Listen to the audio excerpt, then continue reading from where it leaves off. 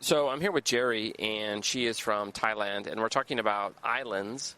So these islands in Thailand get a lot of tourists. Yes, right. Thailand probably gets more tourists to its islands than any other country in the world. How is there any concerns about the environment or development on the islands? Yes, of course. So wherever there are people, there's always an effect on the environment. And you see this a lot, especially on the most visited islands such as Phuket and Samui, with the development of condominiums, schools, malls, leads, deforestation, of course, and more pollution.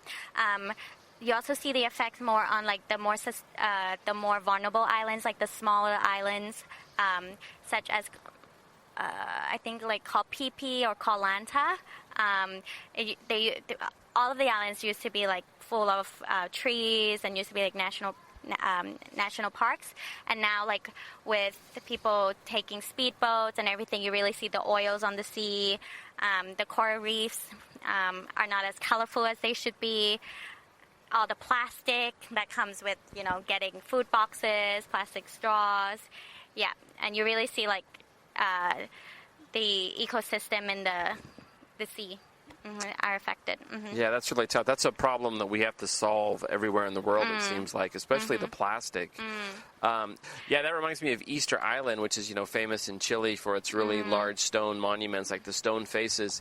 And they couldn't figure out how the people disappeared or why they disappeared, and now they think it's because they cut down all the trees. Oh, wow. And after they cut down all the trees, that basically destroyed the environment, and the people couldn't survive anymore, so they had to leave the island.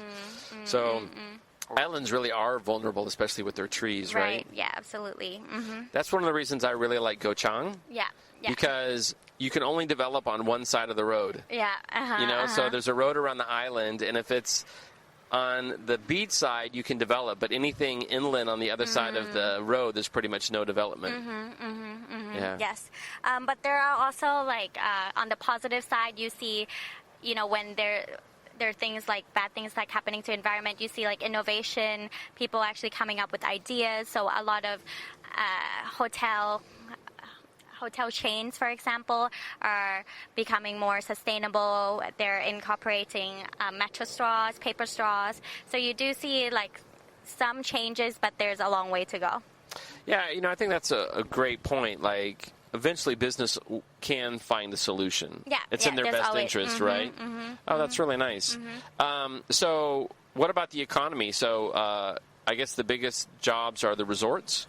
Yes, so the Thai economy relies on tourists. The hotels, the restaurants. That's where we get our money flowing, I would say. Right, so that's you get the capital influx from other countries. Yes. Right. Okay. So you live in Bangkok. Out of curiosity, how often do you get to a resort or to the beach? More than I should, to be honest. I love the island, so every opportunity I get, I'll fly down south and then visit the different ones. But yeah, as I mentioned, my favorite one would be called Phangan.